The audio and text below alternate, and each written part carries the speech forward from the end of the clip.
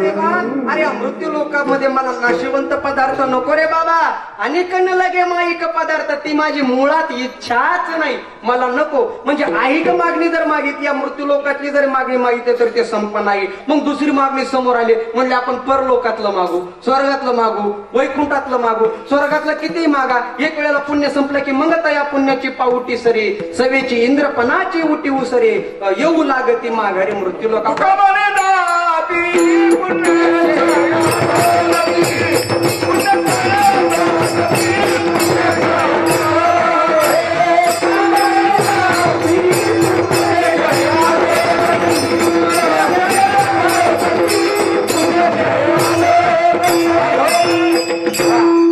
म्हणे जाती पुण्यक्षय अधोगती. जाती कुठं जाती? खाली येते. कधी?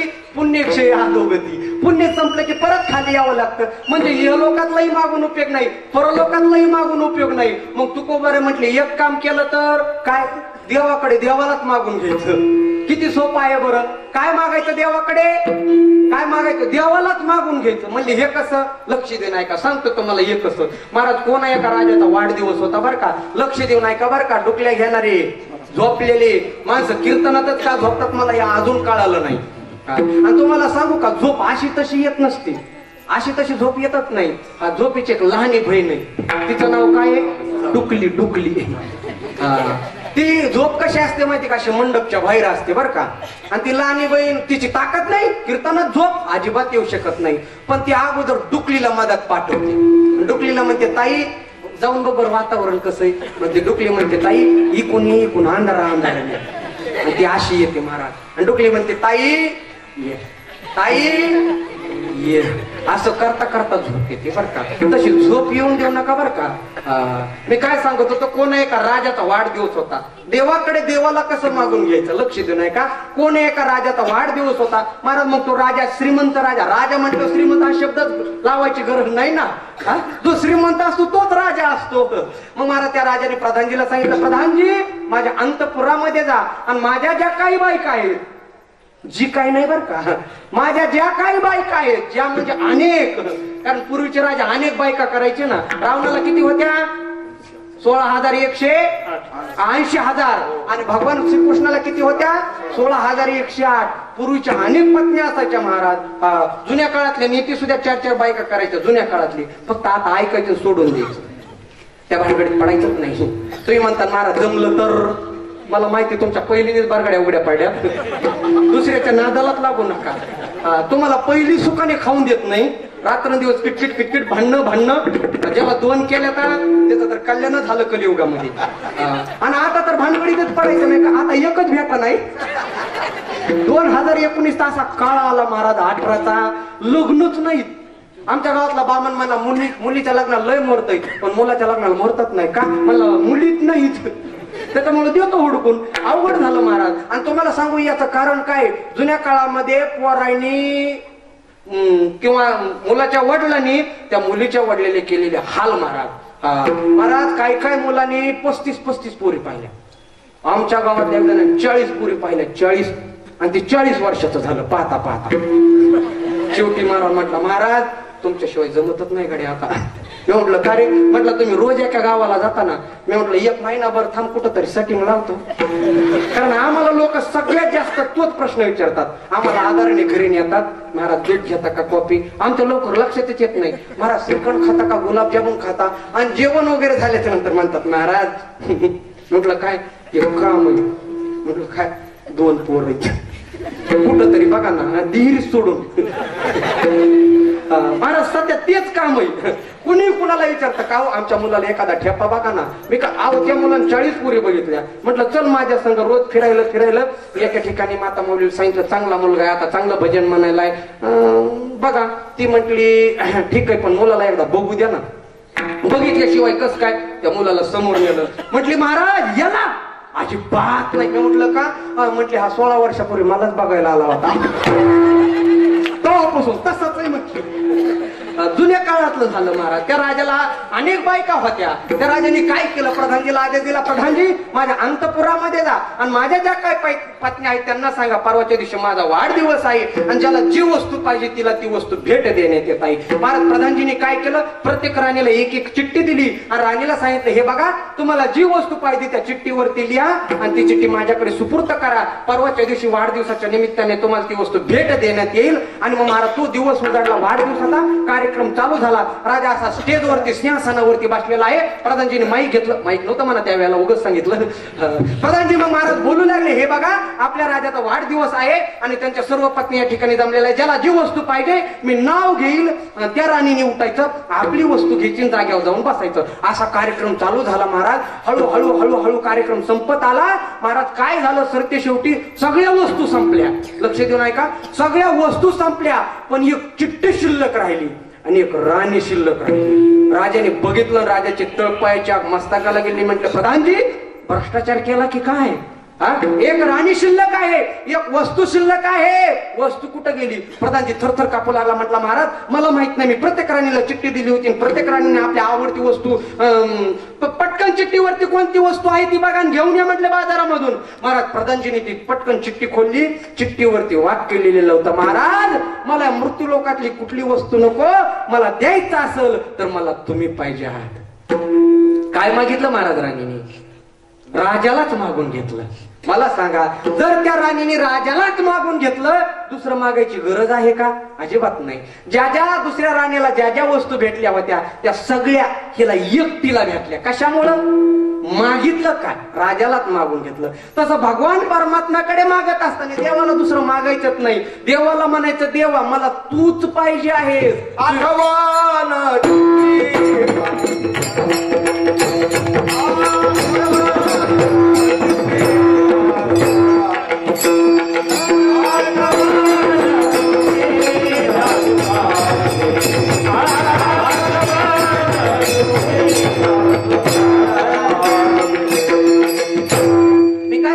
देवाला मागत असताना देवाकडे देव मागायचा. मागितला दादा अवस्था कुठली असतो, परिस्थिती कुठली असतो, तुम्ही तुमच्या जीवनामध्ये भगवान परमात्मा मागितला पाहिजे. महाराज काय मागितलं होतं कुंतीने? आपण भागवत कथा ऐकलेली आहे दादा.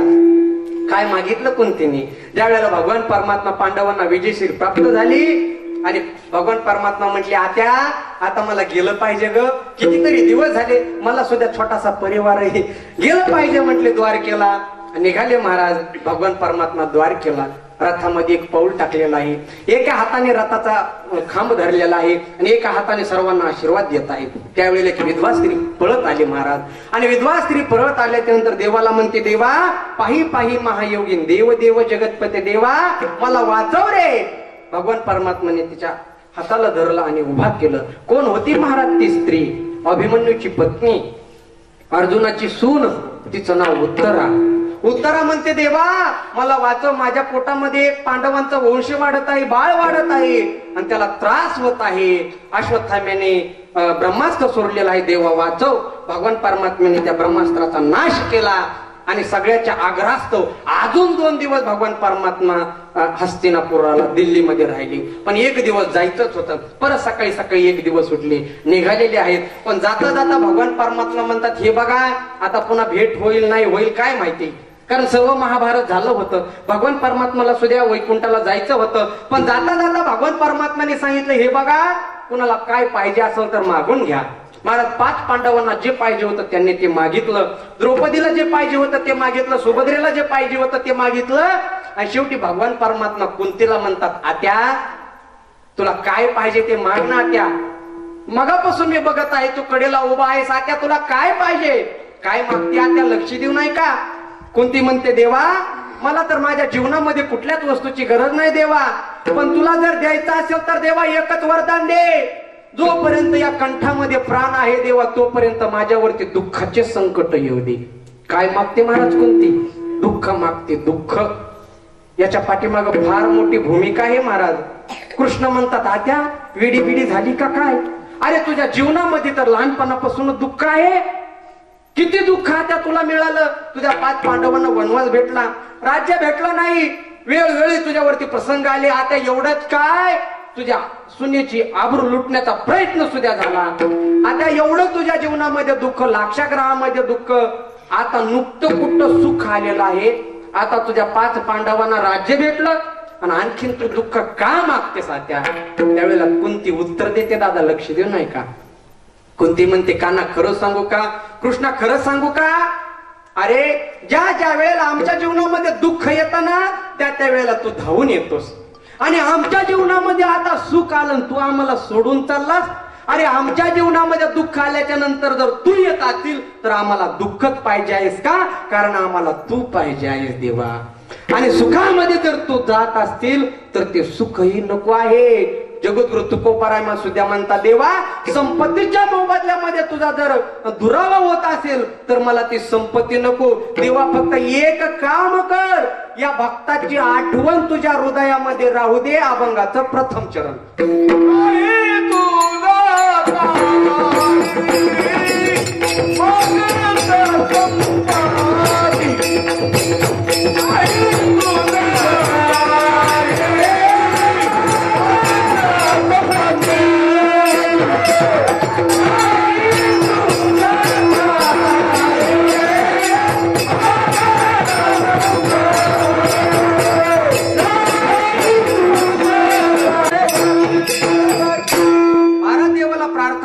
देवा मला संपत्ती नको म्हटले. शब्द कुठला आला बघा, संपत्ती नको, पण आठवण चित्ती असू द्यावी. तुझ्या हृदयामध्ये माझी आठवण असू दे आणि माझ्या हृदयामध्ये तुझी आठवण असू दे.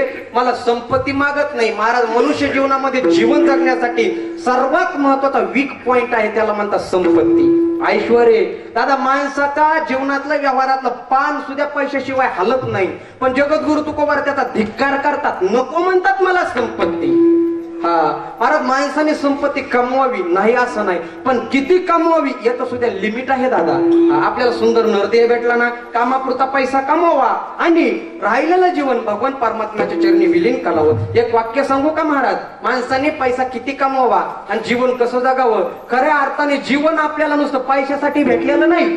जीवन जगण्याचा कधीतरी आनंद घेतला पाहिजे ना. पण महाराज, मनुष्याचा जन्मल्यापासून ते मृत्यूपर्यंत एवढी पैशाच्या पाठीमागं लागली, एवढी पैशाच्या पाठीमागं लागली आणि जीवन जगायचं विसरूनच गेली.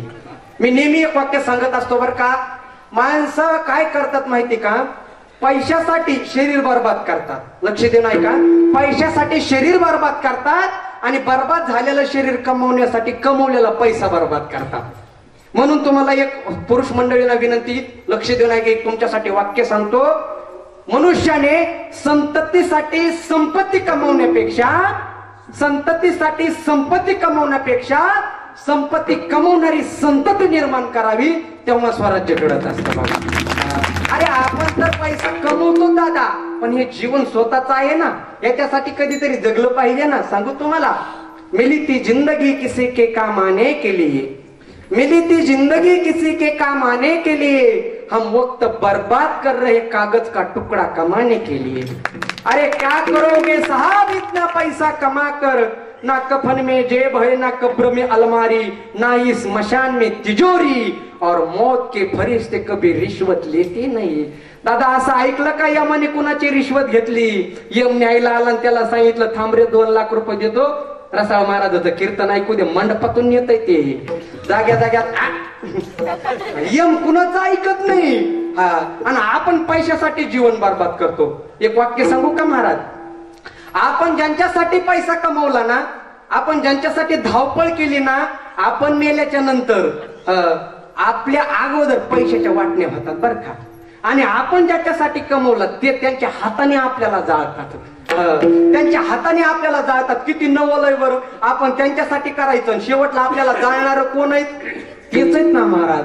मग एवढं पैशाच्या पाठीमागं काय लागायचं बरं? एक वाक्य सांगू का महाराज, मिली ती, एक वाक्य सांगतो, लक्ष देणं आहे का. मंजिल तेरी यही ती, तूने उम्र लगा दी यहाँ आते आते. एका स्मशानभूमीवरचं वाक्य आहे. मंजिल तेरी यही थी, तूने उम्र लगा दी यहाँ आते आते. अरे क्या मिला तुझे इस दुनिया से, आपने नहीं जलाया तुझे जाते जाते. काय मिळालं तुला या जीवनामध्ये? तुझ्या घरच्यांनी तुला जाळलं, असं त्या स्मशानभूमीवरचं वाक्य. म्हणजे पैसा किती कमावू याचं मोजमाप आहे दादा. हा, आपण एवढा पैसा कधीच कमवायला नको. आपलं दुखायल्याच्या नंतर आपले पोरं डॉक्टरला सोडून वकिलाला बोलवितील. एवढा कधीच कमवायचा नाही. पण काय काय माणसं महाराज एवढे पैशाच्या पाठीमागं लागतात, एवढे पैशाच्या पाठीमागं लागतात. सांगू तुम्हाला, काय कायच्या जीवनामध्ये एवढी संपत्ती महत्वाची असती. एका भिकारीला एक चांदीचं नाणं सापडलं, थोडस लक्ष दे नाही का. एका भिकारीला एक चांदीचं नाणं सापडलं आणि त्याचं एवढं पैशावरती प्रेम. आता एक तर तो भिकारी, त्याला चांदीचं नाणं सापडलंय, किती आनंद झाला असेल बरं. असा आनंद झाला ना महाराज. पण ठेवायचं कुठं? भिकारीत बँकेत अकाउंट नाही, घर नाही, दार नाही, काय करायचं? मग त्याने काय केलं महाराज, एका पडक्या राजवाड्यामध्ये ते चांदीचं नाणं पुरून ठेवलं. पैसा किती प्रिय याविषयी सांगतोय. एका पडक्या राजवाड्यामध्ये ते चांदीचं नाणं पुरून ठेवलं. काय कालांतर नाही, त्याचं लग्न झालं. त्याचं लग्न कुणाबरोबर होईल? भिकारणी बरोबरच. भिकाऱ्याचं लग्न काय श्रीमंता बरोबर होत असतं काय? भिकारणी बरोबर लग्न झालं. पण ती हुशार होती. ती म्हटली, पतिराया तुम्ही काही टेन्शन घेऊ नका, माझ्याकडे एक चांदीचं नाणं. हा एवढा खुश झाला. तो म्हटलं, तुझ्याकडे चांदीचं नाणं? ती म्हटली, हो. हा म्हटलं, माझ्याकडे पण एक चांदीचं नाणं. तिने लगेच पटकन काढलं आणि त्याला दाखवलं. ती म्हटली, तुमचं चांदीचं नाणं कुठे? तो म्हटलं, पडक्या राजवाड्यामध्ये पुरून ठेवलेलं, आता जातून घेऊन येतो. महाराज चैत्रातले दिवस होते, उन्हाळ्याचे दिवस होते, दुपारचा पहारा झालेला होता, 1-2 वाजलेले होते. आणि हा भिकारी अनवाणी पायाने, पायामध्ये चप्पल नाही, फाटलेले कपडे आहे, धावत पळत निघाला. कशासाठी? संपत्तीसाठी. कशासाठी निघाला पोरा? हो, संपत्तीसाठी. महाराज राजाने खिडकीतून पाहिलं की एवढ्या उन्हाळ्याच्या दिवसामध्ये कोण मनुष्य आहे की पायामध्ये चप्पल नाही, घाम आलेला आहे, ऊन डोक्यावरती आहे, धावत पळत निघालेला आहे. प्रधानजीला सांगितलं, प्रधानजी त्याला बोलून घ्या. तो मनुष्याला जवळ बोलून घेतलं. सांगितलं, का रे बाबा एवढ्या उन्हातानात कुठं निघाला? तो म्हटला, महाराज मला पूर्वीच्या काळामध्ये एक चांदीचं नाणं सापडलं होतं, ते पडक्या राजवाड्यामध्ये पुरून ठेवलं आणि ते नाणं आणायला चाललोय. राजा आश्चर्यचकित झाला. एका चांदीच्या नाण्यासाठी एवढे प्रयत्न? राजाने सांगितलं, प्रधानजी एक काम करा, याला 100 सोन्याचे नाणे देऊन टाका. एका चांदीच्या नाण्यासाठी हा चाललाय ना, जाऊ द्या म्हटले, आपल्याकडे काय कमी. हे 100 सोन्याचे नाणे दिले महाराज त्याला. मग महाराज ते भिकारण्याने त्या फाटक्या तुटक्या उपरण्यामध्ये 100 सोन्याचे नाणे बांधले आणि जायला निघाला. तेवढ्याच राजाने विचारलं, का रे बाबा तू एका चांदीच्या नाण्यासाठी एवढी धावपळ करतो, मग या 100 सोन्याच्या नाणं काय करशील तू? या 100 सोन्याच्या नाण्यात तू नेमकं प्रयोजन वियोजन काय करणार? तो म्हटला, महाराज आता मला काय, मी श्रीमंत झालो म्हटला. अगोदर महाराज म्हटला पात्रीला जातो, कपडे वगैरे चांगले घेतो, चांगली चप्पल घालतो आणि चांगली चप्पल घालून एक छत्री घेऊन त्या पडक्या राजवाड्याकडे जातो. कशाला? झोपले काय? कशाला? एका चांदीच्या नाण्यासाठी. राजा सुद्धा आश्चर्यचकित झाला. राजा म्हटला, प्रधानजी एक काम करा, याला 1000 सोन्याचे नाणे द्या. महाराज 1000 सोन्याचे नाणे दिले. परत जायला निघाला. परत राजाने अडवलं. राजा म्हटलं, आता या नाण्याचं काय करणार? तो म्हटला, महाराज आता तर मी श्रीमंत झालो ना, आता परभणीला जाणार, स्कॉर्पिओ गाडी घेणार, ड्रायव्हर लावणार आणि ड्रायव्हरला सांगणार गाडी जाऊ दे पडक्या राजवाड्याकडे. कशाला? चांदीच्या नाण्यासाठी. राजाने कपाळावर हाणून घेतले. राजा म्हटला, प्रधानजी एक काम करायला, अर्ध राज्य देऊन टाका. महाराज घोषणा झाली. भागामध्ये सगळीकडे दौंडी पेटवण्यात आले की आपल्या गावातला जो भिकारी होता त्याला अर्ध राज्य देतोय. सगळे गावातले लोक जमा झाले. मग महाराज नकाशा असतो बघा, नकाशा तालुक्याचा, जिल्ह्याचा, गावाचा, महाराष्ट्राचा, देशाचा, तसा त्या राजाचा नकाशा होता. एका बाजूने भिकारी, एका बाजूने राजा, दोघांच्या मधात एक टेबल आणि टेबलावरती तो नकाशा बांधला आणि राजाने सांगितलं, हे बघ तुला कुठला अर्धा भाग पाहिजे ते घ्या. भिकारी म्हटलं, आपलं तसं काहीच नाही, ज्या भागामध्ये पडका राजवाडा येतो ते भाग देऊन टाका. कशाला? चांदीच्या नाण्याला. एवढे लोक पैशावरच प्रेम करतात बघा.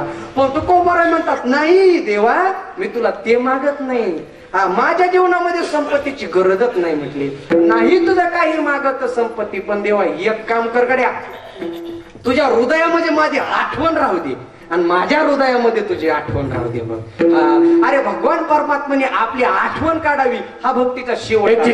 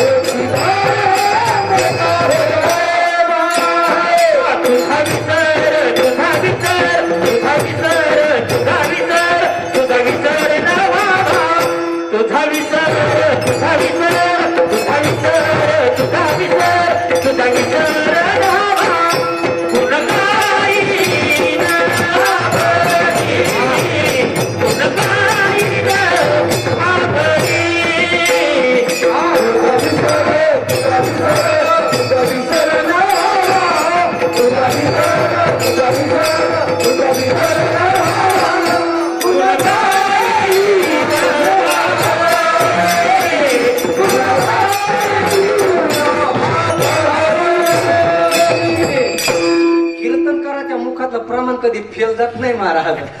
देवा तुझा विसर न व्हावा, गुण गाई नावडी हेच दान दे का देवा.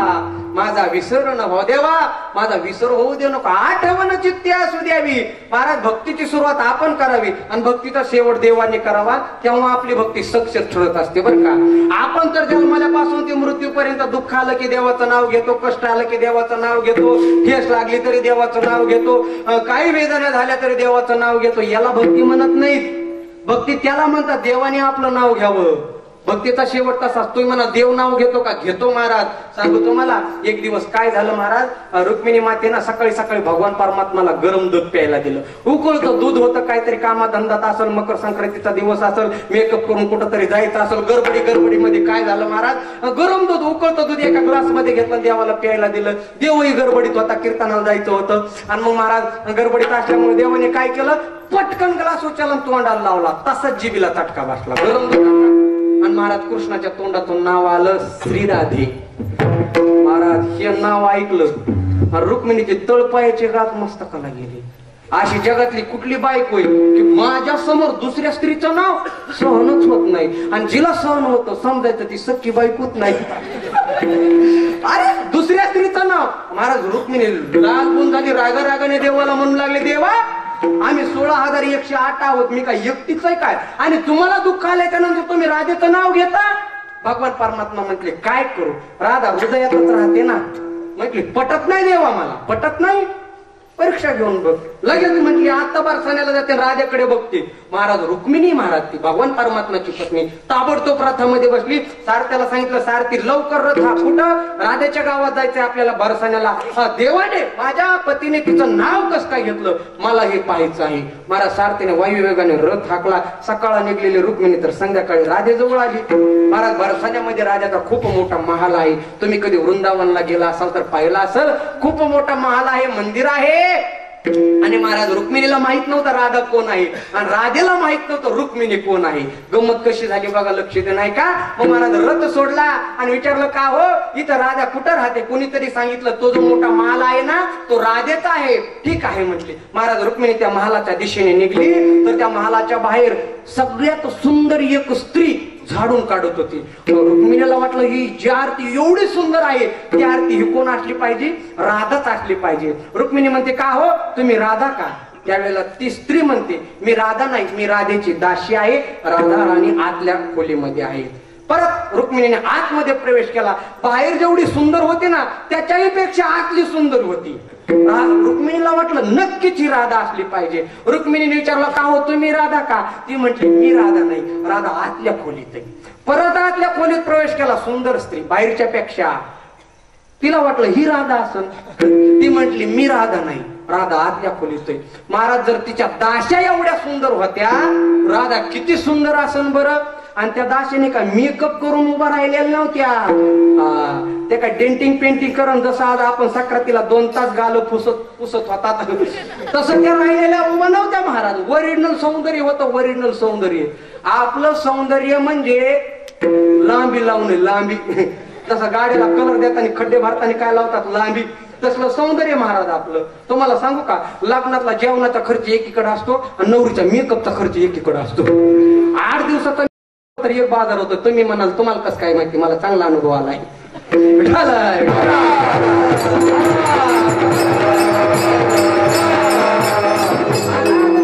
आता तर सौंदर्य म्हणजे तयार केलेलं सौंदर्य, हे काय ओरिजिनल कुठं असतं का महाराज. म्हणून महाराज त्या लग्ना दिवशी असा भोळ होतो ना, तो नवरदेव कोणालाच बोलायला तयार नसतो का. त्या नवरीच्या सौंदर्याला एवढा भुलून जातो, एवढा भुलून जातो. त्याला महाराज कळत नाही, शूटिंगवाले कळत नाही, कुणीच कळत नाही, ते पाहतच राहतय. त्याला म्हणायचं गड्या 2 दिवसच थांबतो. कळत. माझ्या मित्राचं लग्न झालं बरं का सोमवारी, आणि ते मला बोलायला तयार नाही लग्ना दिवशी. म्हटलं कळण याला.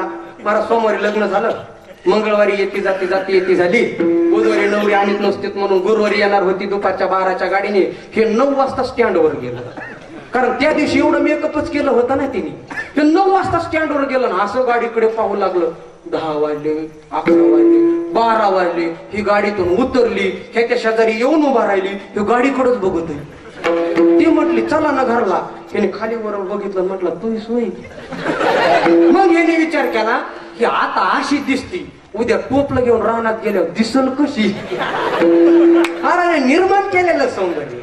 राधा राणीच्या दाशा एवढ्या सुंदर होत्या शब्दामध्ये सांगता येत नाही. रुक्मिणी आतमध्ये गेली, त्याच्याही पेक्षा एक सुंदर असते. आणि ज्या वेळेला 8व्या खोलीमध्ये रुक्मिणी गेलेल दादा, त्यावेळेला एका कोपऱ्यामध्ये कोणीतरी एक स्त्री आपल्या शरीरावरती पातळ वस्त्र परिधान करून अशी कोपऱ्यामध्ये बसलेली आहे. रुक्मिणीने विचारलं, का हो तुम्ही राधा का? राधा राणीने उत्तर दिलं, हो मी राधा आहे. आता राधा राणीला माहित नव्हतं की ही रुक्मिणी आहे. बघा गंमत कशी. राधेला माहित नव्हतं ही रुक्मिणी आहे. हो म्हटले मी राधा आहे. त्यावेळेला रुक्मिणी म्हणते, तुम्ही असं आडोशाला शरीरावरती पातळ वस्त्र धारण करून का बसलात? राधेने उत्तर दिलं, काय सांगू बाई म्हटली, आज सकाळी सकाळी द्वारकेमध्ये कोणा एका रुक्मिणीने कृष्णाला गरम दूध प्यायला दिलं आणि मी त्याच्या हृदयामध्ये राहत असल्यामुळे माझ्या शरीराला फोड आलेत आणि त्यामुळे मी वस्त्र परिधान करून बसले. महाराज रुक्मिणीने थोडासा आता वस्त्राचा भाग वर केला तर राधेच्या शरीराला बारीक बारीक फोड आले होते. कशामुळे हो? तिकडं कृष्ण गरम दूध प्याला आणि इकडं राधेच्या शरीराला फोड आले. याला म्हणतात आठवण चित्ती असू द्यावी. अरे भगवान परमात्माने आठवण आपली अशी काढावी महाराज. आपण तर रोज देवाची आठवण करतो, यामध्ये नवल नाही. आपण रोज देवाचं नाव घेतो, भजन करतो, एकादशीला करतो, आमुषाला करतो, पुनवेला करतो, रात्रंदिवस त्या भगवान परमात्माचं नाम घेतो. पण देवाने सुद्धा आपली भक्ती करावी, ही भक्तीची पराकाष्ठा आहे. बघा जगद्गुरु तुकोबारा म्हणतात, देवा माझी आठवण राहू दे बर का. आणि सांगू तुम्हाला, भगवान परमात्मा आपली आठवण काढत असतो ज्या वेळेला आपण त्याची आठवण काढत असतो. बरोबर. भक्तीची सुरुवात आपल्याकडून करावी, भक्तीचा शेवट देवाकडून व्हावा. आपण जर त्याची आठवण काढली नाही तर देव कशी आपली आठवण काढेल बरं. आता भक्ती म्हणजे काय? आपण भगवान परमात्माची भक्ती कीर्तनाला आलात म्हणजे आपल्याला वाटलं भक्ती केली, मी कीर्तन केलं म्हणजे मला वाटलं मी भक्ती केली, गायकांनी चाल म्हटली यांना वाटलं यांनी भक्ती केली. हे भक्ती नाही, हे भक्तीचे स्वरूप असू शकतं पण ही भक्ती ठरत नाही. भक्ती म्हणजे देवावरती निष्काम केलं जाणारं प्रेम, देवावरचा विश्वास आणि देवावरची निष्ठा, हे भक्तीचं सूत्र आहे. दादा प्रेम म्हणजे काय सांगू तुम्हाला, भक्ती म्हणजे काय सांगू तुम्हाला. पंढरपूरच्या दर्शन बारीमध्ये एक आंधळा माणूस दर्शन बारीमध्ये लागला, ज्याला अजिबात दिसत नव्हतं, आंधळा आहे आणि तो दर्शन बारीमध्ये लागला. त्यावेळेला एका डोळस माणसाने त्याला विचारलं, का रे दादा गोपाळ पोळ्याला रांग आहे, अरे 3 किलोमीटरची रांग आहे आणि तुला अजिबात दिसत नाही आणि तू दर्शन बारीमध्ये लागला, ठेचा खात तुला 2 तास लागतील पांडुरंगापर्यंत पोहोचायला आणि फायदा काय? तुला तर देव दिसत नाही, मग तू दर्शन बारीमध्ये का लागला? त्या आंधळ्या माणसाने उत्तर दिलं. तो म्हटला, दादा मी आंधळा आहे मला हे माहित नाही, मला देव दिसणार नाही हे मला माहित आहे, पण सांगू या जगाचा बाप मला पाहिल म्हणून दर्शन बारीमध्ये लागलो. याला म्हणतात महाराज प्रेम, याला म्हणतात भक्ती. सांगू तुम्हाला भक्तीचं सूत्र आहे. अरे भक्ती म्हणजे काय? ते त्या देवावरचे डोळे झाकून ठेवला जाणारा विश्वास आणि देवावरची असणारी निष्ठा, हे भक्तीचं सूत्र आहे. महाराज विश्वास हा एवढा मोठा शब्द आहे. सांगू तुम्हाला विश्वास हा एवढा मोठा शब्द आहे. परमार्थामधला जर विश्वास संपला तर देव दुरावतो आणि संसारामधला विश्वास संपला तर नाते दुरावतात. लक्ष देऊ नाही का? परमार्थामध्ये देवावरती विश्वास लागतो तर परमार्थ चांगला होतो आणि एखाद्याला संसार चांगला करायचा असेल तर पती पत्नीचा एकमेकावरती विश्वास लागतो बरं का. संशय यायला नको, दोन्हीकडे संशय आला की वाटोळच झालं. पण सांगू तुम्हाला काय काय माता मावल्या लई लबाड असतात बुवा तुमच्या गावच्या सोडून. लोई संशयखोर, काही झालं तरी नवऱ्या संशय, काही झालं तरी नवऱ्या संशय. आमच्या भागामध्ये एक माता माऊली नाव सांगणार नाही, कधी आला तर विचारता, पण एवढी संशय खोय महाराज. नवरा कुठं गेला तरी लगेच विचारणार कुठं गेला. तो म्हटला ना कीर्तनाला गेलतो, मग कीर्तनाला गेलता तर अभंग कोणचा होता, त्याला का गाता पाठ होई सगळा. काही झालं तरी नवऱ्याचा. आणि एक दिवस काय झालं माहिती का, नेमकं तिला 3 दिवस माहेराला जायची पाळी आली पण तिचा विश्वासच नाही. माहेरला गेल्याबरोबर पहिला पाठ तिला केला, हॅलो कुठे आहेत तुम्ही? तो म्हटला घरीच आहे. ती म्हटली खरं सांगा कुठे आहेत? तो म्हटला घरीच आहे. ती म्हटली खरं सांगा. तो म्हटला बाई तुझ्या पाया पडू का घरीच आहे? ती म्हटली जर खरंच घरी असाल तर आपलं किचन रूम मधलं मिक्सर लावा बरं. महाराज बैठक रूम मधून उठलं, किचन रूम मध्ये गेलं, मिक्सर लावलं. एक दिवस कस तरी गेला होता. दुसऱ्या दिवशी उठल्या उठल्या पहिला फोन नवऱ्याला. कशासाठी? कुठे आहे ती बघायला. कुठे आहे? तो म्हटला घरीच आहे. ती म्हटली खरं सांगा. तो म्हटला घरीच आहे. ती म्हटली जर खरंच घरी असेल तर लावा बरं किचन रूम मधला मिक्सर. ह्याने दुसऱ्या दिवशी मिक्सर लावलं. 2 दिवस कस तरी गेले. तिसऱ्या दिवशी परत फोन केला. हे वैतागलं होतं. त्यांनी अगोदर मिक्सर चालू केलं आणि पुन्हा फोन उचलला. टेन्शनच नको म्हटला. तेव्हा त्या दिवशी फोन वगैरे काय केला ते डायरेक्ट घरी आले. आणि थोरला मुलगा पप्या अंगण्यामध्ये गोट्या खेळत बसलेला होता. पप्याने त्याला, पप्या तुझा बाप कुठे गेला? पप्या म्हटलं आई पप्पा का? हो कुठे गेला म्हटले तुझा बाप? पप्या म्हटलं आई पप्पा ना 3 दिवस झालं मिक्सर घेऊन गेले, ते अजून आलेच नाहीत. महाराज मिक्सरच घेऊन फिरत होतो. माता मावल्या किती हुशार असू द्या, गडी 2 काकण आगाव बिना काकणाचे. अवघड असतं बरं का. काय काय माता मावल्याला सवय लागलेली असते नवऱ्याचा अपमान करायची. दादा नवऱ्याचा अपमान सभेमध्ये करू नये म्हणजे एकांतात करावा असं मला म्हणायचं नाही. पण काय काय माता मावल्या संधी सोडत नाही, संधी सोडत नाही. सांगू तुम्हाला, एका माता माऊलीने नवऱ्याला सहज विचारलं, अगदी सहज, पप्पा कसं? सहज सहज विचारलं बरं का. म्हटली का हो तुम्हाला झाडावर चढता येतं का? तो म्हटलं नाही गाड्या. ती म्हटली काय हो तुमच्यापेक्षा माकडं बरी येत. बरा बरा बरा बरा झाडावर चढते. महाराज वैतागलो ना. आणि महाराज 15 दिवस प्रॅक्टिस केली. कशाची? झाडावर चढण्याची. 15 दिवस प्रॅक्टिस केली. बायको जवळ आलं, म्हणला बघ मला झाडावर चढता येते. ती म्हटली मग माकडातून तुमच्यात काय फरक आहे? आपण कसंही बोला आपल्याकडेच येतं महाराज. तुम्हाला सांगू का, नवरा बायकोच्या भांडणामध्ये तिसऱ्याने जायचं नाही. मी याला तू आणि त्यात तिथे नवीन लग्न व्हावं, भांडणं व्हावा, मग तर कल्याणच झालं गाड्या. आणि सांगू नवरा बायकोच्या भांडणं कशाहून होतील हे बोलताच येत नाही. आमचे तर नारळावरूनच होते बाप्पा. 4 कीर्तन होते, 3च नारळ कस काय? मग म्हणावं लागतं बाप्पा महाराजांनी 2 नेले काय की. अवघड असतं, अवघड असतं बरं का. काय काय माता मावल्या महाराज उगत सांग. एका माता मावली सहज नवऱ्याला किचन बैठक मध्ये बसलेला होता, काहीतरी गप्पा छप्पा चालू होत्या. हिने किचन रूम मधून दरवाजाच्या सांधीतून ह्याच्याकडं बघितलं, हिने हिच्याकडं बघितलं आणि हिने दरवाजाच्या सांधीतून त्याला असं केलं. माझं बोट दिसतंय ना, त्याला असं केलं. पटकन उठला बायको जवळ गेला. म्हटला काय काम? ती म्हटली कुठं काय? कशाला बोलवलं? ती म्हटली एका बोटात ताकद किती ते बघायचं होतं.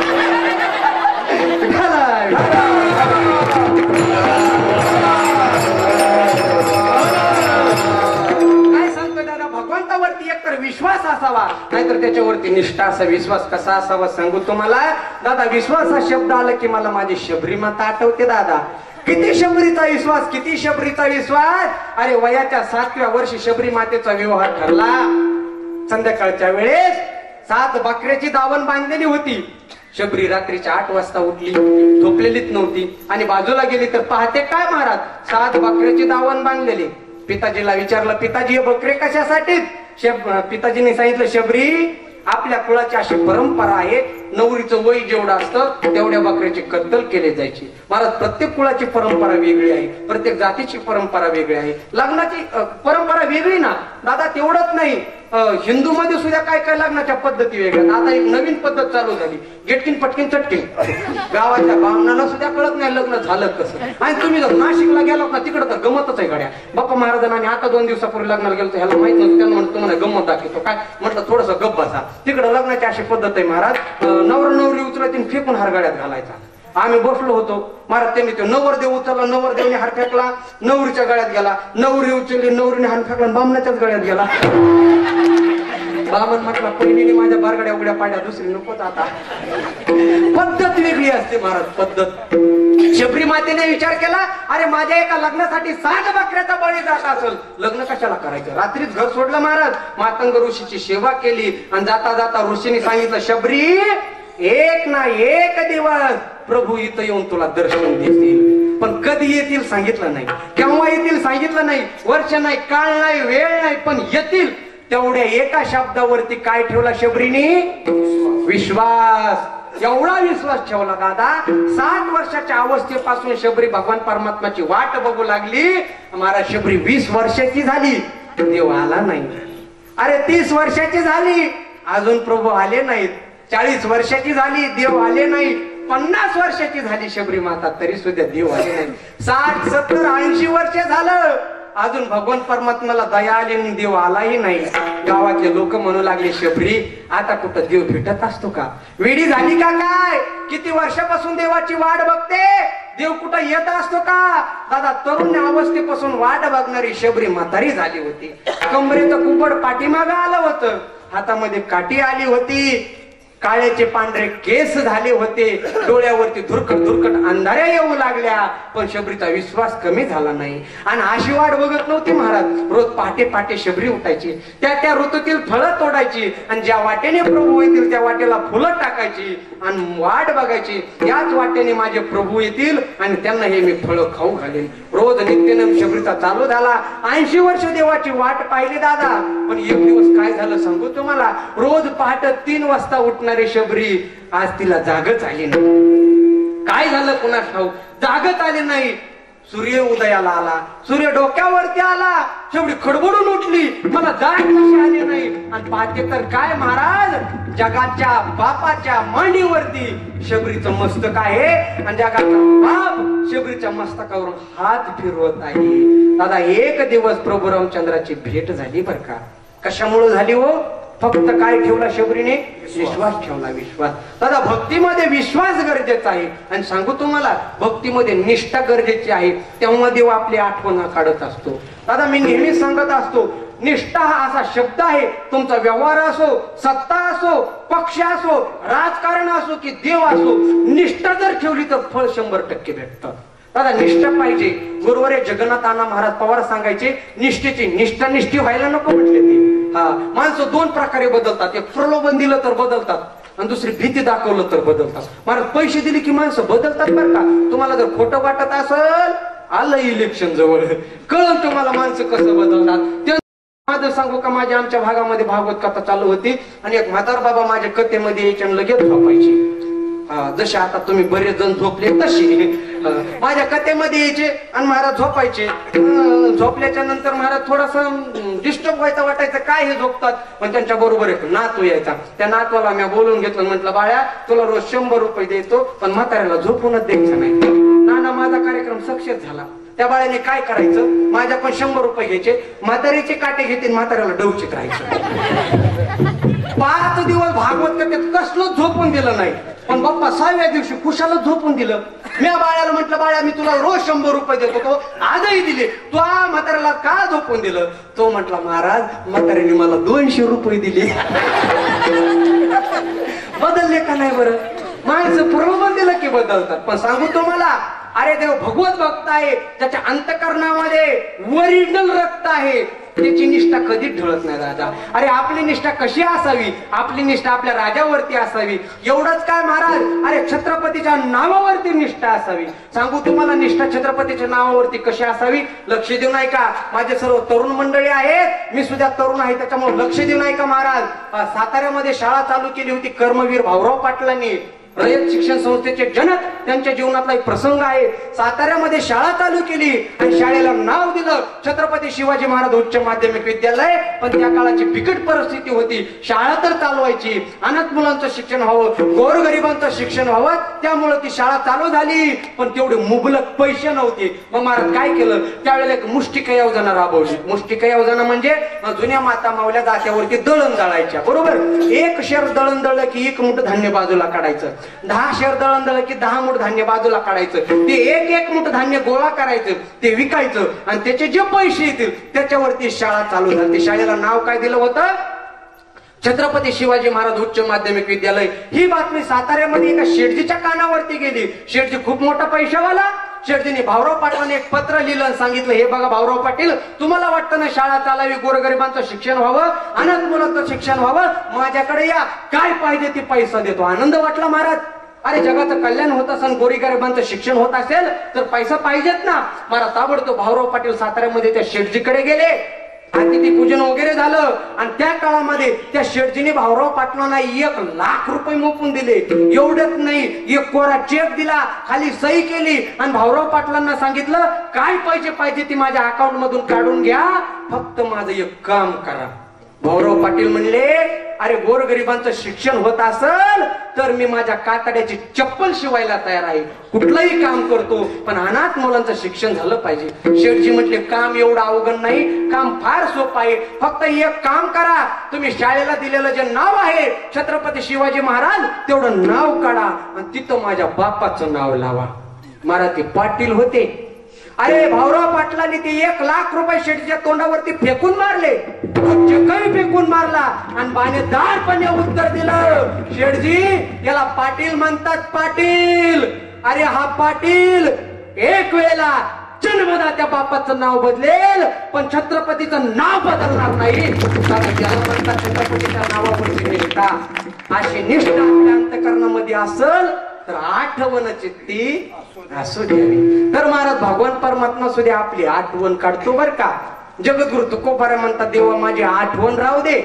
आणि देवा तुला सोपं करून सांगतो, काय करतो तू माझ्यासाठी काहीच करू नको. माझ्या प्रारब्धातला भोग संपल्याच्या नंतर सरलिया भोग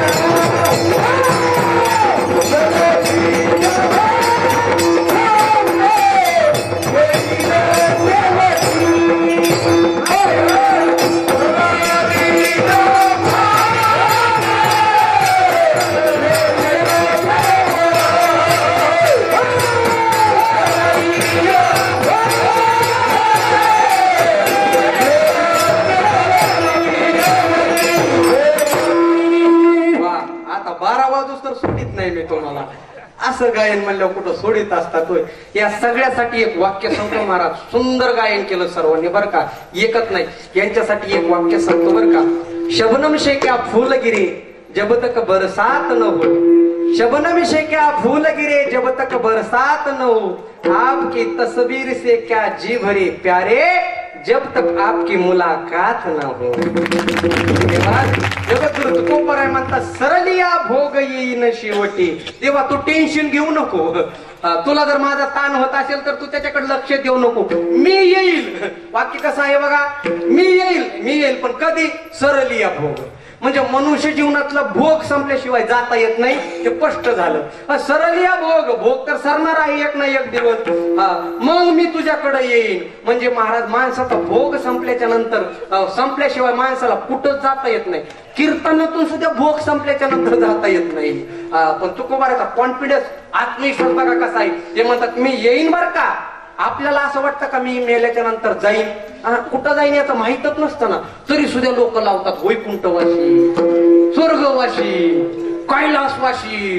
गावातल्या सगळ्या कोंबड्या ह्याने विकत घेतल्या वैकुंठवासी.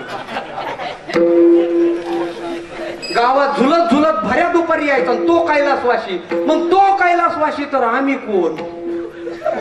मोठी शंका आहे ना महाराज. पण महाराज मी माझ्या जीवनामध्ये फक्त 2च माणसाला भेटतो. खरं सांगू का, आमदाराला सुद्धा भेट नाही. एक लहान्या मुलाला आणि दुसरं पेथाडाला. त्यांच्या कधी नादीत लागत नाही भले महाराजी. हे विचित्र आहे सगळ्या गोष्टी. लहान्या मुलाला आपण बोलतच नाही. मगापासून एवढे शांत बसलेत, मी काय बोललो का? बोलायचंच नाही, कारण अनुभव तसा आला. माझ्या एका कीर्तनामध्ये मी प्रश्न विचारित होतो महाराज, असं एक रागीट पोरग होतं, अर्धन पोरग होतं, आणि मी त्यालाच विचारलं मला काय माहिती. आणि महाराज तेवढ्यामध्ये लाईट गेली. त्याने काय केलं महाराज, तेवढ्या संधीचा फायदा उठवला आणि माझा कष्ट फेडूनच पळालं. ते तेव्हापासून ते नकोच म्हटलं.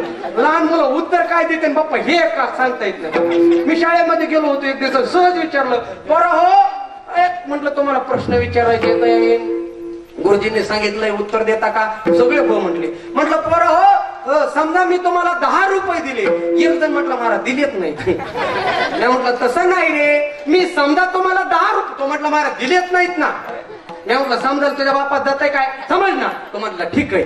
मी म्हटलं समजा तुम्हाला 10 रुपये दिले, ठीक आहे म्हटलं. म्हटलं त्याच्यातून तुम्ही 5 रुपये खर्चिले. तो म्हटलं दिलेत नाही तर खर्चाचे कुठून. मी म्हटलं समजा ना, समजा तुमच्या बापाचं जात आहे काय. बरं ठीक आहे म्हटलं. त्याच्यातून तुम्ही 5 रुपये खर्चिले तर खाली किती राहिले. तो म्हटलं 7 रुपये. मी म्हटलं कस कर. तो म्हटलं समजा तुमच्या बापात जाते काय. लहान पोरं अजिबात नादी लागायचं नाही, अजिबात.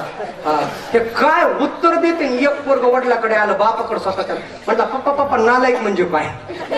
वडील म्हणले ग बाई अभ्यास करीत होत. पप्पा म्हटलं नालायक म्हणजे काय. वडील म्हणले हे बघ, ज्याची गावामध्ये, सप्तामध्ये, घरामध्ये, तालुक्यामध्ये, जिल्ह्यामध्ये अजिबात इज्जत नसते त्याला म्हणतात नालायक. तो म्हटला म्हणून काय की शेजारच्या काकू म्हणतात नालायक बापाचाच का काय. जे पोरं बापाला नालायक म्हणतात ते महाराज लोकांना लायक म्हणतील का.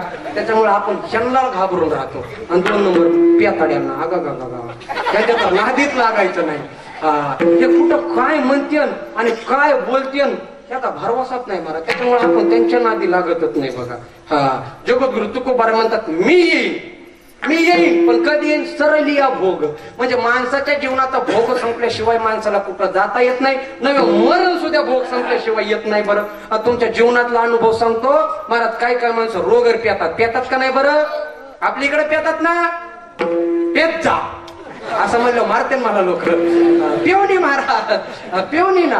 आत्महत्या करणं जगातलं सर्वात मोठं पाप आहे दादा. नाथ महाराज सांगतात म्हणून आत्महत्या करू नये जो मला तो मरताची नरका गेला. अरे मेल्याबरोबर नरकाला जाण्याचं एकमेव ठिकाण ती आत्महत्या आहे. प्रायचित्ताशी कोण आहे उरला महाशास्त्रार्थी बोला बोलवे त्याला प्रायचित्त नाही दादा. कोटी गोहत्या ब्रह्महत्येशी प्रायचित्त आहे त्याशी, परी आत्महत्या घडे त्याशी प्रायचित्त त्याची अशी ना. त्याला प्रायचित्तच नाही. पण रोगर पेतात का नाही बरं काय माणसं. महाराज डबेचे डबे रोगर पेले तरी वाचतात का नाही बरं. डबेचे डबे रोगर पेले तरी पण वाचतात का. त्याचा भोग संपला नाही म्हणून मरण आलं नाही. आणि काय काय गुंगीचं औषध पितात पण जागेवरच मारतात का. भोग संपला. महाराज जुन्या काळामध्ये माता मावल्या नवऱ्याला भेव दाखवायच्या. फुकूनच घेईन, जाळूनच घेईन, रोगरच पेईन, असंच करीन तसंच करीन. एक जण म्हटला घे बरं फुकून, खरंच घेईल का बरं. अजिबात नाही का. भोग संपला तर माणसाला मृत्यू येत असतो. आणि तुकोबाराय म्हणतात मी येईल. कुठं येईल. तुझ्या जवळ येईल बरं का. सरलिया भोग येईन शेवटी. बरं किती आत्मविश्वास आहे जाण्याचा. महाराज माणसं मेल्याच्या नंतर कुठं जातात हे कोणाला कळलंय का. अजिबात कळत नाही ना. अजिबात कळत नाही माणसं कुठं जातात. गमत म्हणून सांगू, आज पेपर मध्ये एक कथा वाचली होती मी. महाराज त्या बिरबलाच्या राज्यामध्ये एक नावी होता. नावी दाढी वगैरे करणारा नावी होता. मग त्या बिरबाल्याने सांगितलं जा रे त्या नाव्याला बोलून घ्या. मग नावी आला महाराज. आणि मग तो नावी जो चतुर्थवत नावी, मग तो नावी आला आणि सांगितलं, दाढी चालू केली आणि सांगितलं राजे साहेब काय सांगू तुम्हाला, आज मला एक स्वप्न पडलं. असं कोणतं स्वप्न पडलं. नावी म्हणू लागला, राजे साहेब माझ्या स्वप्नामध्ये तुमचे वडील आले. बापरे वडील आले. हो म्हटला. आणि तुमच्या वडिलांनी असं सांगितलं तसा मृत्यू लोकांमध्ये दुष्काळ आहे तसा स्वर्गामध्ये सुद्धा दुष्काळ पडलाय. असं हो. मग त्यांना तंबाखू खायला नाही, पाणी प्यायला नाही, भाकर खायला नाही, वरती काहीच नाही. आणि त्यांची अशी बिकट परिस्थिती झाली राजे साहेब. आणि त्यांनी माझ्या स्वप्नात सांगितलंय काहीतरी प्रयोजन कर. राजा म्हटलं मग करायचं काय रे. सांगितलंय म्हटलं त्यांनी त्याचा पण उपाय. काय करायचं. तुमचे वडील असं म्हणाले मला की तू काय कर, बिरबलाकडे जा, त्याच्याकडून 100 सोन्याच्या मोहरा घे, त्याचा गटुडा बांध आणि तुझ्या उशाला ठेवून झोप. मी स्वप्नात येतो मोहरा घेऊन जातो. महाराज तो राजाच जो हुशार असतो तोच राजा. महाराज राजाला ह्याच्यातलं काय कळालं नाही. पण राजा म्हटलं जा रे कोणाला बोलून आणा. हुशार कोण होता. बिरबल हुशार होता महाराज. बिरबलाला बोलून आणा बरं. एक जण गेला बिरबलाला बोलवलं. बिरबल म्हटलं काय झालंय? राजा म्हटलं ह्याच्या स्वप्नात माझे वडील आले होते आणि 100 सोन्याच्या मोहरा सांगितल्या. तो बिरबल तो म्हटला राजे साहेब बरं झालं मला सुद्धा आजच स्वप्न पडलं. असं? हो मला सुद्धा आजच स्वप्न पडलं. तुला काय स्वप्न पडलं? माझ्या स्वप्नात सुद्धा तुमचीच वडील आले म्हटलं. असं? महाराज ह्या न्हाव्याची तर हवात पंक्चर झाली बा. बिरबल म्हटलं माझ्या स्वप्नात सुद्धा तुमचे वडील आले आणि तुमचे वडील म्हणले खरंच दुष्काळ पडलाय.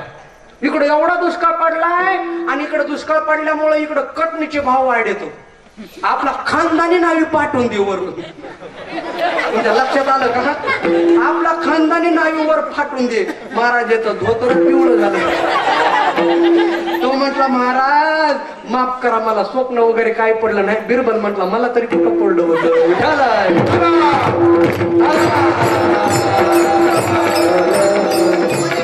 नंतर माणसं कुठं जातात हे कोणाला सांगता येत नाही दादा. जगद्गुरु तुकोबाराय म्हणतात सरलिया भोग येईन शेवटी पाया पेया भेटी अनुसंधाने. आणि तुकोबाराय बोलतात देवा आता मदसाठी याला करा असं रोकडी असं नाही देव. मला इच्छाच नाही म्हटले तुम्ही अवतार घ्यावा म्हणून. काय म्हणतात माझ्यासाठी तुम्ही अवताराला यावं अजिबात इच्छा नाही म्हटले.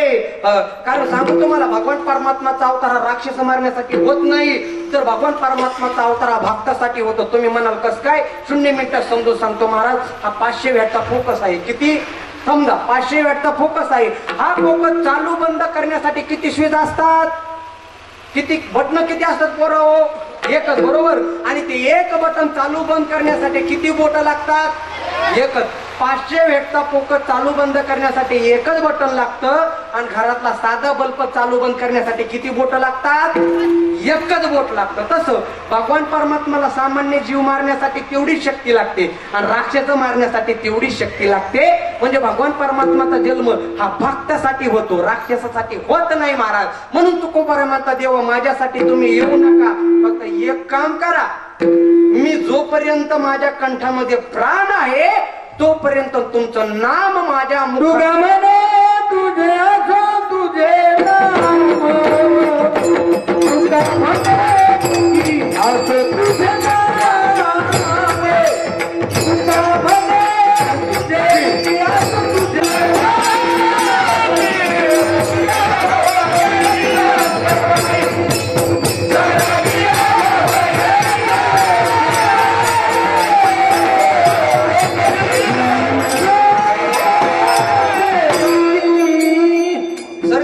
जगद्गुरु तुकोबाराय म्हणतात देवा तुका म्हणे मुखी असो तुझे नाम देईल तो श्रम देवो काळ. अरे देवा मला काय कष्ट द्यायचे ते काळाने देऊ दे वेळेने देऊ दे पण तुझं नाम माझ्या मुखामध्ये असू दे एवढी कृपा कर. तुका म्हणे मुखी माझ्या मुखामध्ये तुझं नाम असू दे. दादा इथं एक गमक आहे. गमक कोणचं गमक आहे? भगवान परमात्माचं नाम आल्यानंतर दुःख येत नाही हे तुकोबारायला सुद्धा माहित होतं. म्हणून तुकोबाराय म्हणतात काय कष्ट व्हायचं ते होऊ दे पण तुझं नाम असू दे. देवाचं नाव घेतल्यावर दुःख पळून जातं. बैलच कष्ट कसं दादा. अशी तुकोबारायने मागणी केलेली आहे. आपणही त्या भगवंताकडे मागत असतो पण मागण्यासाठी त्याचं काय नाम लागतं मुखामध्ये? भगवान परमात्माचं नाम मुखामध्ये लागतं. आता जे तुकोबारायने नाम मागितलं ते नाम एक वेळेला सगळ्यांनी घ्यायचं आहे. सर्वांनी असे 2 वर हात करायचे बर का. लाजायचं नाही कुणी. कुणीच लाजायची गरज नाही दादा. कीर्तन आहे कीर्तन. कीर्तनामध्ये लाज नसते. सर्व वट्यावरचे व्हॉट्सअप वाले बंद करा व्हॉट्सअप. इकडे आजूबाजूला गाडी पसली सर्वांनी असे सकाळपर्यंत वर हात करायचे. सुंदर असं त्या भगवान परमात्माचं नाम घ्यायचंय. कॅमेरावाले सर्वांचे हात आणि टाळी एका गजरामध्ये आले पाहिजे बरं का. सर्वांनी जोराने भगवान परमात्म्याचं भजन करायचं आहे. विठोबा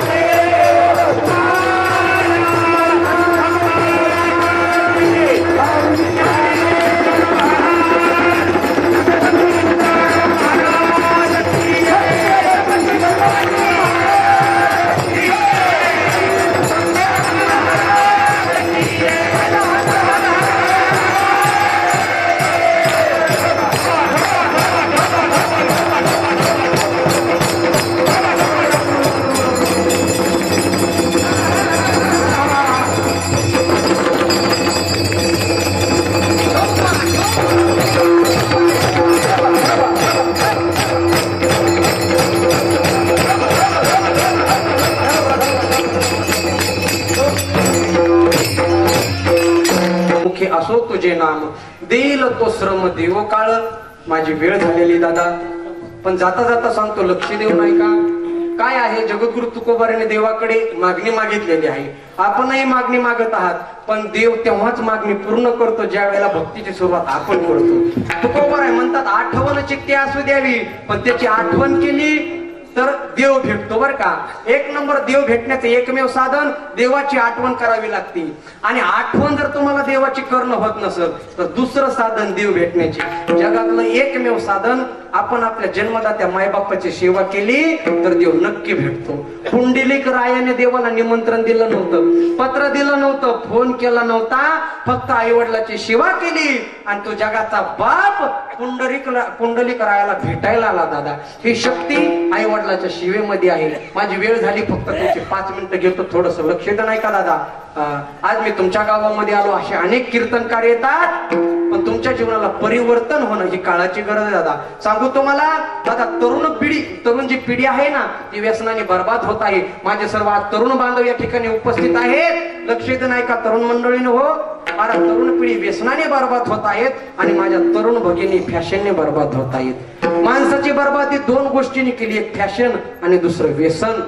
सर्व तरुण मंडळीला विनंती, आज मकर संक्रांतीचा दिवस आहे, आज एक संकल्प करायचा आहे की बास, आज मकर संक्रांतीच्या दिवशी मी एक संकल्प करतो की मी माझ्या जीवनामध्ये कुठल्याही प्रकारचं व्यसन करणार नाही. तुमचं जीवन तुम्ही सुधारता महाराज, दुसऱ्याला सांगायची गरज लागत नाही. आणि ज्या वेळेला मनुष्य सुधारण्याची सुरुवात स्वतःपासून करतो ना, त्यावेळेला जग आपोआप सुधारत असतं. व्यसनापासून दूर राहा. आणि दुसरं दादा, जन्मदात्या आई वडिलाची सेवा करा. सांगू तुम्हाला, जीवनामध्ये प्रत्येक गोष्ट परत परत भेटते हो, पण ज्या आईने आपल्याला उदरातून जन्म दिलेला आहे ती माता माऊली परत भेटत नाही. हा, माता माऊली परत भेटत नाही. दादा सांगू तुम्हाला, फूल कभी दोबारा खिलते नहीं, फूल कभी दोबारा खिलते नहीं, जन्म कभी दोबारा मिलते नहीं, मिलने के तो 1000 लोग मिलते हैं, लेकिन हजारों गलतियां माफ करने वाले माँ बाप कभी मिलते नहीं. आई वडील भेटत नाही दादा. अरे आईचं आपल्या मुलावरती किती प्रेम असतं सांगू. आई आपल्या मुलाला काय देऊ शकते, काय देऊ शकते आई? दादा प्राणातून प्राण निर्माण करते. अजून काय दिलं पाहिजे आईने? दादा प्रत्येक गोष्टीमध्ये आईचा पुढाकार असतो. सर्व माझ्या समोर उपस्थित आहे. आपल्या बोकरंगाळीला जर नुसती ब्लेड लागली, पत्ती लागली तर आपल्या डोळ्यातून खळखळ पाणी येतं, इतकुस रक्त निघतं तरी पाणी येतं. आणि ज्या वेळेला एखादा माझ्या माता माऊलीवरती सिजरची परिस्थिती येते, त्यावेळेला इतभर पोट फाटते आणि त्याच्यातून आपल्याला जन्म देते. अजून काय दिलं पाहिजे? फक्त हे आपल्याला जाणीव पाहिजे. सांगू तुम्हाला, आई मुलाला काय देऊ शकते लक्ष देऊ नाही का महाराज? एका खेड्या गावामध्ये एक माता माऊली आपल्या लहान मुलाला घेऊन राहत होती. दादा गरीब परिस्थिती होती, शेजारचे भांडे वगैरे घासायची, धुणं वगैरे धुयची आणि त्या बाळाला शाळेमध्ये शिकवायची. पण दादा तिच्या एक व्यंग होता, तिला एक डोळा नव्हता आणि त्याच्यामुळं त्या मुलाला ती अजिबात आवडत नव्हती. त्या मुलाने विचारलं, आई मला तू अजिबात आवडत नाहीस का? तुला एक डोळा का नाही? मी तुझा तिरस्कार करतो आई, तुला डोळा का नाही? त्यावेळेला आईने सांगितलं, बाळा वेळ आल्याच्या नंतर सांगल. हळूहळू हळू दिवस जाऊ लागले. तो बाळ मोठा होऊ लागला, शाळेमध्ये शिकू लागला. जसा जसा मोठा होत गेला ना, तसा तसा आईवरचा तिरस्कार वाढत गेला. प्रेम तर निर्माण झालंच नाही, पण तिरस्कार वाढत गेला. एका दिवशीचा प्रसंग आहे महाराज. तो मुलगा शाळेमध्ये गेलेला आहे, शाळेतून कॉलेजला गेलेला आहे. आणि एक दिवस तो मुलगा कॉलेजला जात असताना गडबडीमध्ये गेला आणि जेवणाचा डब्बा घरीच विसरला. दादा आई असते, आईला वाटलं माझा मुलगा शाळेत गेलेला आहे, उपाशी राहील, त्याला भूक लागेल, म्हणून ती माता माऊली अनवाणी पायाने तो मुलाचा डब्बा घेऊन शाळेमध्ये गेली. मुलगा कॉलेजमध्ये बसलेला होता, दिसायला विचित्र दिसत होती दादा. कशामुळं? एक डोळा नाही, अंगावरची साडी चांगली नाही, पायामध्ये चप्पल नाही, केस सगळे विसपलेले. आणि महाराज तिने त्या कॉलेजच्या त्याच्या वर्गामध्ये प्रवेश केल्याबरोबर सर्व मुलं खदा खदा हसू लागले. त्यावेळेला एक जणाने विचारलं, का रे माधू, ही कोण? त्या माधूने उत्तर दिलं, की आमच्या घरी भांडे घासायला म्हणून असते. काय म्हणला असं त्या आईचं अंतःकरण? आई म्हणू लागली, देवा हे शब्द ऐकण्याच्या पूर्वी मला तू उचललं का नाही देवा? दादा आपण डोळ्यातलं पाणी खाली येऊ दिलं नाही का? माझ्या बाळाला दुःख होईल म्हणून मी रडल्याचं. आहे तसा डब्बा ठेवला, घरी परत गेली. माधू कॉलेज सुटलं, माधू घरी आला आणि आईला जे नाही ते बोलला. आई तू शाळेत का आलीस? तुझ्यामुळे माझा अपमान झाला, एवढा मोठा अपमान सहन करावा लागला. आई तू शाळेत का आलीस? दादा माधू खुशाल झोपला, पण त्याच्या बोलण्याचं दुःख आपल्या हृदयामध्ये ठेवून आई मात्र रात्रभर झोपलेली नाही, विचार करू लागली. महाराज सकाळ झाली, परत सकाळी माधू कॉलेजला गेला. परत मुलांनी सांगितलं, का रे कालची वेळी आज येणार नाही का? माधून विचार केला, आईमुळे जर आपल्याला त्रास होत असेल तर आईला सोडून जायचं, घरदार सोडून जायचं. लक्ष दिलंय का महाराज? तो महादू घरदार सोडून गेला, आई सोडून गेला, शहरामध्ये गेला, मोठी नोकरी करू लागला. अनेक दिवस जाता जाता महादूचं लग्न झालं, वकील झाला. आणि मग महाराज गावकऱ्यांनी ठरवलं की आपण आपल्या गावातला जो महादू आहे तो वकील झालेला आहे आणि त्याचा आपण सत्कार केला पाहिजे. मग महाराज सर्व गावकऱ्यांनी एक लेटर लिहिलं. महादूला यायची अपेक्षा नव्हती, का? आई राहत होती म्हणून, आईमुळे आवडत नव्हती म्हणून, तिला डोळा नव्हता म्हणून यायची अजिबात अपेक्षा नव्हती. पण आईला वाटलं की आयुष्याच्या शेवटी एक वेळेला मुलाचा चेहरा बघायला भेटल म्हणून वाट पाहू लागली. आणि वाट पाहता पाहता तिचा अंत्यकाळ जवळ आला. महाराज तिला वाटलं महादू काय गावाकडे येत नाही, आपणच जावं. काठी टेकीत ती माता माऊली महाराज शहराच्या दिशेने गेली. या दारासमोर भीक मागते, त्या दारासमोर भीक मागते. भीक कशासाठी मागते? तिला वाटायचं या दारातून माझा महादू बाहेर येईल, या दारातून माझा महादू बाहेर येईल. महाराज एका दारामध्ये 2-3 लहान मुलं खेळत होती. मुलीने त्या आजीला पाहिलं आणि घाबरले. मुलं पप्पा म्हणून आतमध्ये पळाले. आतून महादू आला. महादूने विचार केला, अरे हिला सांगितलं होतं माझ्या जीवनातून दूर निघून जा, परत आलीस कशाला? महादूने 100 रुपये काढले, तिच्या हातामध्ये दिले, जा म्हटला गावाकडं. गावाकडं आली, तिचा गतप्राणही झाली. हळूहळू दिवस जाऊ लागले. महादूचा सत्कार गावकऱ्यांनी ठेवला होता, लक्ष देऊ नाही का महाराज? त्यावेळेला महादू गावामध्ये आला, सत्कार समारंभ सगळं काय झालं. आणि महादूच्या सहज लक्षात आलं, त्या गावामध्ये जे आपली आई राहत नाही तिची अवस्था कशी आहे ते पाहू. म्हणून महादू त्या झोपडीच्या दिशेने गेला. दादा झोपडीला कुलूप लावलेलं होतं. शेजार त्याला विचारलं, का हो? इथं माझी माय राहत होती ना. शेजाऱ्याने सांगितलं, महादू किती दिवस झालेले तुला, तुझं आठवण करत करत तिने प्राण सोडला. महादू तुझी आई आता या जगामध्ये नाही. महादूच्या डोळ्यातून आसू सुद्धा आले नाहीत महाराज. पण ज्या वेळेला शेजारच्यानी सांगितलं ना, महादू तुझी आई ज्या वेळेला शेवटच्या क्षणाला जवळ आली होती ना मरणाच्या, त्यावेळेला तिने एक पत्र दिलं होतं आणि सांगितलं होतं, ज्या वेळेला माझा बाळ येईन त्यावेळेला त्याच्या हातामध्ये पत्र द्या. महादूने ते पत्र घेतलं, पत्र उघडलं. पत्रामध्ये काय दिलेलं होतं लक्ष देऊ नाही का? पत्रामध्ये असं लिहिलेलं होतं, बाळा लहानपणापासून तू माझा तिरस्कार करत आलास, लहानपणापासून तू मला असं विचारत आलास, आई तुला डोळा का नाही, आई तुला डोळा का नाही? त्याचं उत्तर असं आहे, बाळा तू ज्या वेळेला लहान होतास ना त्यावेळेला तुझे वडील, मी कुठंतरी खूप दूर फिरायला गेलो होतो. त्यावेळेला बसचा मोठा अपघात झाला. त्या अपघातामध्ये तुझे वडील मृत्युमुखी पावले आणि बाळा त्याच अपघातामध्ये तुझा एक डोळा निकामी झाला. मी तुला धावत पळत दवाखान्यात घेऊन गेले. डॉक्टरने सांगितलं तुमच्या बाळाचा डोळा निकामी झालेला आहे, आता याला एका डोळ्याने दिसणार. बाळा मी विचार केला, माझं बाळ एका डोळ्याने जग कसं पाहिल, म्हणून मी माझा डोळा काढून तुला लावला. सांगा महाराज, हे शब्द वाचल्याबरोबर महादूच्या पायाखालची धरती बाजूला झाली. महादू जमिनीवरती कोसळला. आजही तो महादू आईचा शोध घेत फिरत आहे, पण डोळा काढून देणारी ती माता माऊली भेटली नाही. दादा आईचं किती प्रेम असतं. जगद्गुरु तुकोबराय सांग,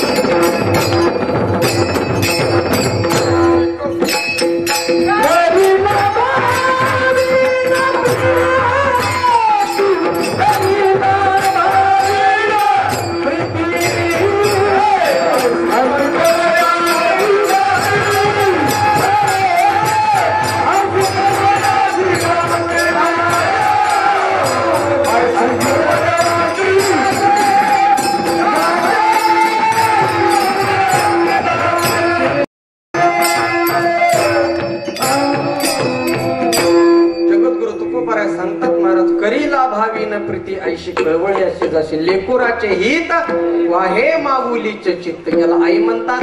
अशा आई वडिलांची सेवा करा, जीवन धन्य झाल्याशिवाय राहणार नाही. सांगू तुम्हाला, जितना झुक जाता हो माँ के चरणों में उतना ही किस्मत ऊपर ले जाती है.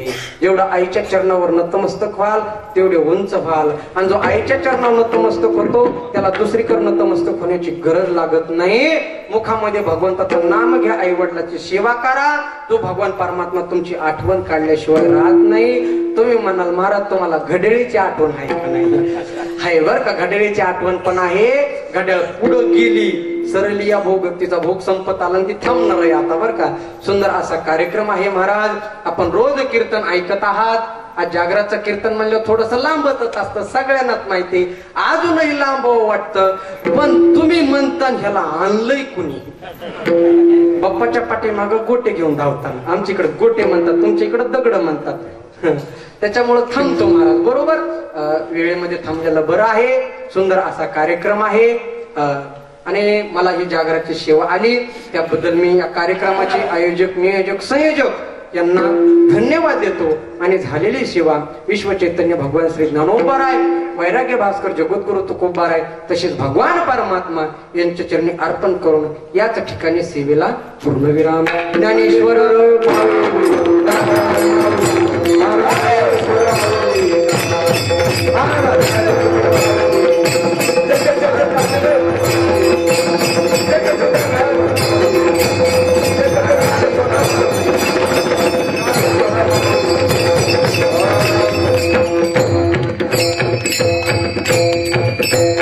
Thank you.